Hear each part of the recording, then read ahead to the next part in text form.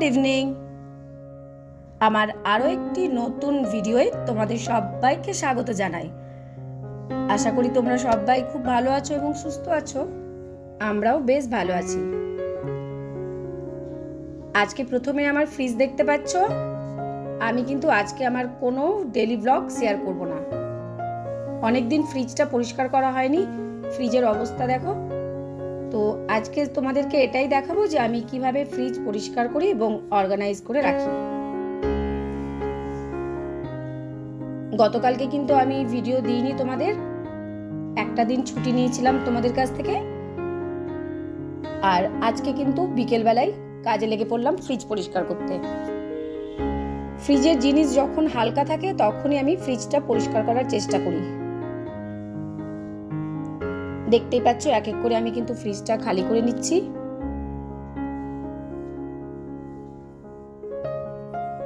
এই সাইডের যে ফ্রিজের র্যাকটা সেইখানে দেখো কিছু কিছু ওই কালো কালো দাগ হয়ে গেছে, লাল লাল। আসলে ঋষির চকলেট রাখা থাকে, সেই জন্য না একটা ওই চিটচিটে দাগ হয়ে যায়। এবার ফ্রিজ পরিষ্কার করছি। দেখো প্রথমে দিলাম হালকা গরম জল, তার মধ্যে দিলাম লেবুর রস আর দিচ্ছি বেকিং সোডা। খুব সুন্দর একটা লিকুইড, যেটাতে কিন্তু ফ্রিজটা একদম চকচকে হয়।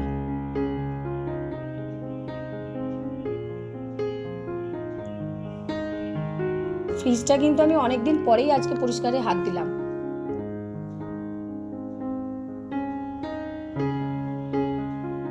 আমি কিন্তু স্কচ ব্রাইট দিয়েই পরিষ্কার করেছি ফ্রিজটা।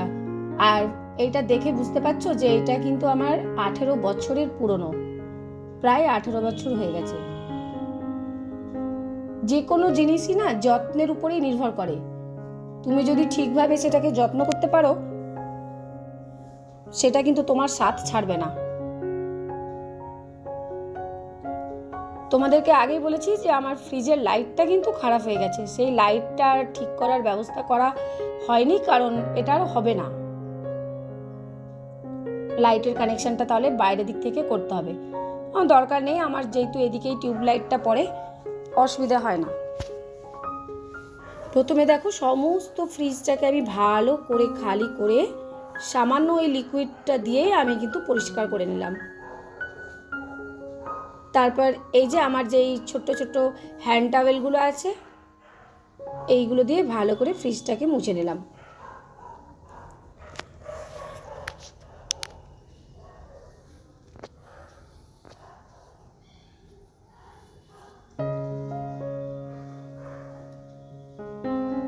একটাও কোথাও কিন্তু দাগ দেখতে পাবে না।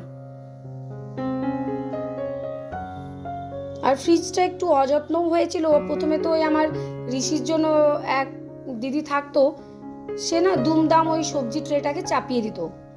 ওই জন্য আমার সবজি ট্রেটা কিন্তু একটু হালকা ফেটে গেছে সামনের দিকে। যা হয়, নিজের হাতে যত্ন যদি করি সেটা তো জিনিসটা একরকম থাকে।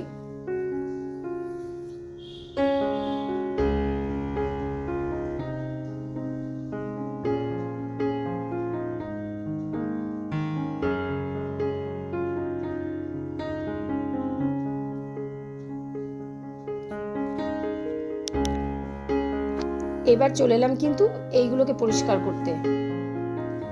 ওই লিকুইডটা দিয়েই করেছি কিন্তু আজকে।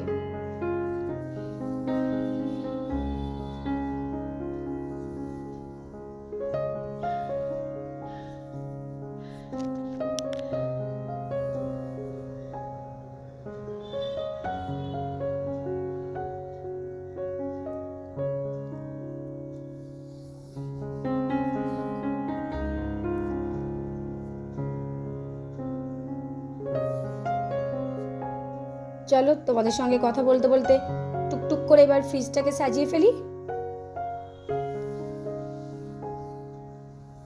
এবার এই যে ফ্রিজের যে কাচের র্যাকগুলো আছে, সেই র্যাকের উপরে দেখো আমি ওই ম্যাটগুলো পেতে দিলাম। ডাইনিং টেবিলের যে ম্যাট হয়, সেই ম্যাটগুলো পাতলাম। এগুলো আমি দোকান থেকেও কিনেছি, আর কিছু কিনেছিলাম অনলাইন থেকে। এগুলো তো আগেও দেখেছো আমার ফ্রিজে কিন্তু সবসময় পাতা থাকে। তাতে কি হয় বলো তো, ফ্রিজের র্যাকটা না নোংরা হয় না। আর এই ম্যাটের উপরে যদি কিছু পড়ে, তাহলে পরে ম্যাটটা তুলে পরিষ্কার করে নেওয়া যায় সহজে। তুমি যদি এই ম্যাটগুলো না দাও তাহলে হয়তো ফ্রিজটা তোমাকে 7 দিনেই পরিষ্কার করতে হবে, কারণ কিছু না কিছু তো জিনিস পড়বেই। আর ম্যাটটা চাপানো থাকলে মোটামুটি 1 মাস করলেও অসুবিধা হয় না। আর এই যে বক্সগুলো সেই অনলাইনে কিনেছিলাম, সমস্ত সবজিগুলোকে অনলাইনে এই কেনা বক্সের মধ্যে ভরে রেখে দিলাম।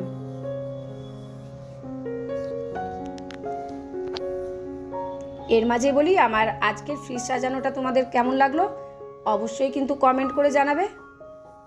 আর নতুন বন্ধু যদি দেখে থাকো, কোথাও যদি ভিডিওটা ভালো লাগে, চাইলে আমার চ্যানেলটাকে সাবস্ক্রাইব করে আমার পাশে থেকো। আর যে বন্ধুরা সবসময় আমার পাশে আছো তাদেরকে অনেক অনেক ভালোবাসা।